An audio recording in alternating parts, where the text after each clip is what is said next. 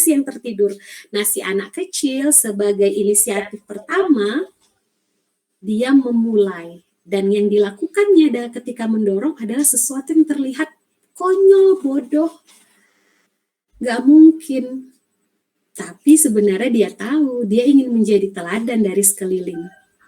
Nah, bila anak kecil tadi berada sendirian di situ, tidak ada orang lain, saya yakin dia tidak akan mendorong pohon itu. Dia loncati saja. Karena dia lihat sekeliling, tidak ada orang yang bisa dorong. Jadi ini perlu kita eksplor Bapak Ibu. Supaya kita ketika bergerak, itulah alasan bukan hanya sekedar, oh yuk bergerak dalam kondisi inquiry apresiatif, kita tahu betul apa yang sedang kita gerakkan, dan kita rewind terus, refleksi terus, dan kita cari tahu apa potensi yang kita punya. Oke. Nah, yang berikutnya, pertanyaan saya adalah, kayak kuis nih ya. Sudah didorong nih. Yang pertama sekali membantu anak kecil itu mendorong siapa? Teman-temannya, Bu. Yuk langsung aja open mic-nya. Temannya sendiri. Teman-temannya. Temennya ini kenal nggak sampai Bapak Ibu nyebutnya teman? Tidak, sesama sebaya. Oke. Iya, betul. Jadi si anak kecil yang mendorong pohon itu bukan orang setempat ya. Bukan. Dia orang luar yang lewat daerah situ. Lalu ada anak kecil yang bermain, tapi itu bukan teman sebenarnya. Mungkin maksud Bapak Ibu adalah anak kecil yang seusia ya. Ya, dan Bapak Ibu dengar tidak ketika mereka mendorong, akhirnya mereka memutuskan bantu anak pertama itu mendorong, apa yang terdengar? Suara tawa. Ya, terdengar suara tawa, dan itu dimasukkan oleh si pembuat video dengan maksud ya. Jujur tim instruktur belum pernah ketemu dengan pembuat dan perancang videonya. Jadi, tapi kita tahu dia sengaja meletakkan suara anak-anak di situ. Ya, jadi perhatikan mereka tidak saling kenal. Lalu kemudian tapi mereka memiliki kesamaan yang paling dekat, yaitu seusia.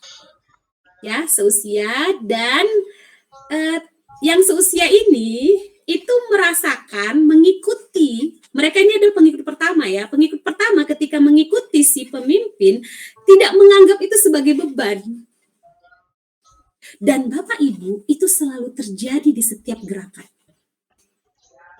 Seorang pemimpin sejati itu memiliki pengikut pertama yang tidak menganggap proses mengikuti itu beban, tapi menganggapnya sebagai sesuatu yang menyenangkan. Seperti dia hidup kembali. Oh, ini loh, iya kita harus bergerak nih. Merasa bangga, merasa senang gitu. Si anak kecil senang karena dia akhirnya senyum ketika melihat teman-teman itu bergabung. Nah, yang bergabung juga bahagia. Jadi memang gerakan pertama sekali Bapak Ibu bisa baca revolusi industri, revolusi Prancis, revolusi di banyak negara, lalu kemudian pergerakan Indonesia, bagaimana cerita Budi Utomo, bagaimana cerita Sarekat Islam, bagaimana cerita Muhammadiyah, bagaimana cerita semua pergerakan yang ada di dunia ini, bagaimana cerita Muhammad SAW, bagaimana cerita para nabi menggerakkan, selalu ada kebahagiaan yang dilakukan oleh orang-orang pertama. Orang-orang pertama selalu mengikuti dengan cinta, dengan kebahagiaan. Jadi memang program ini salam dan bahagia Bapak Ibu. Karena anak kecil itu tidak terbeban.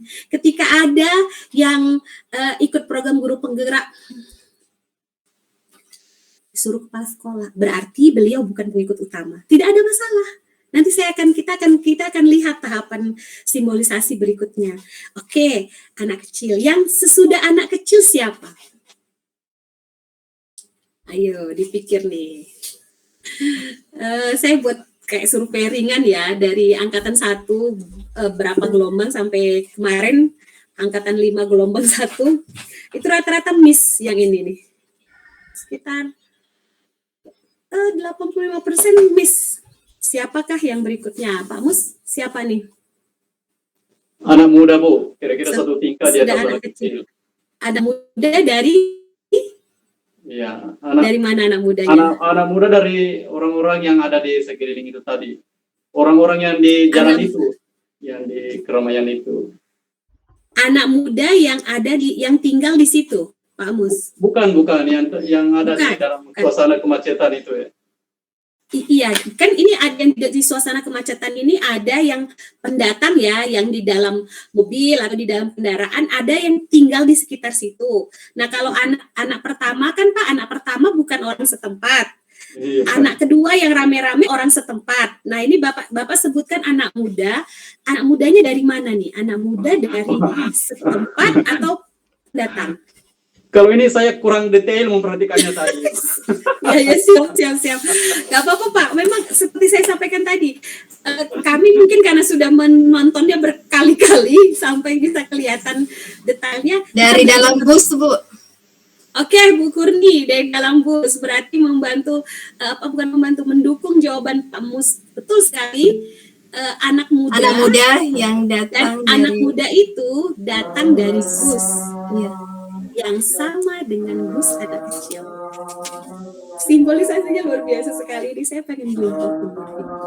Anak muda, benar Pak Mus, anak muda, lihat usianya dekat dengan usia dari si anak pertama dan usia teman-teman yang mendukung pertama sekali, usianya masih muda, tapi ada satu kesamaan lagi, mereka berasal dari bus yang sama dengan si anak pertama. Sekali lagi, gerakan akan diikuti tahap kedua oleh orang-orang yang punya visi yang sama. Kita tidak bisa meminta polisi untuk mendorong pohonnya. Capek Bapak Ibu. Habis energi. Dalam gerakan kita tidak menyentuh itu. Jadi nanti saya akan sampaikan konsep atau teori perubahan dari sudut pandang pelevelan tipe-tipe karakter orang ya ketika menggerakkan. Lalu sesudah anak muda, lalu siapa? Sesudah anak muda dari bus yang sama, selanjutnya siapa? Ini udah mudah sih jawabannya.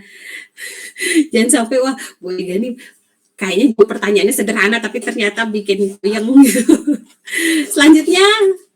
Ayo selanjutnya. Orang yang ada di sekitar situ, Bu. Ya, orang yang ada di sekitar situ ya, yang ramai, yang macam-macam dari segala umur dan rata-rata udah dewasa dan memang benar ada juga orang sekitar situ yang masih muda, ada, tapi juga yang ada orang-orang yang di dalam busnya, Bu, yang diajak. Yang di dalam bus tadi anak muda dan juga orang-orang tua yang di bus juga ada ya. Oke. Tapi itu diajak keluar untuk sama-sama gitu ya. Jadi ada simbolisasi satu anak muda dari bus tadi itu tangannya ayo gitu ya. Nah, memang khas itu. Yang mengajak lebih besar itu bukan yang pertama. Simbolisasi orang yang mengajak itu saya selalu teringat Umar bin Khattab, Bu. Rasulullah itu kalau kita baca Sirah Nabawi, beliau itu kan tipe yang lembut ya, lembut, peka, sangat peka sekali orangnya gitu ya, tipe tenang, bijaksana. Nah beliau itu punya Khulafaur Rasyidin, salah satunya Umar bin Khattab itu sangat keras, tipe talkative. Kalau saya berani klaim saya setipe sama Umar bin Khattab, tapi saya tidak sekeras itu. Jadi ada satu karakter, mungkin Bapak Ibu boleh kalau bisa nanti ketemu buku itu, buku lama namanya Personality Plus, buku karangan Florence Littauer. Itu cerita ada sanguinis, koleris, flekmatis, dan melankolis. Itu 4 kategori tipe manusia. Dan tipe Umar itu sangat ekstrovert ya, sangat ekstrovertnya itu cenderung ke koleris, dan saya juga punya sifat koleris. Saya pasti ekstrovert, saya nggak bisa diam memang orangnya. Ada orang yang pendiam, memang ada yang seperti itu, introvert. Nanti waktu kita bisa habis menceritakan tentang personality plus ini, kalau mau diskusi kapan-kapan boleh. Nah, yang menarik adalah Umar kan, yang begitu dia, awalnya dia menolak, ya dia bukan orang yang pertama sekali mengikut Rasulullah,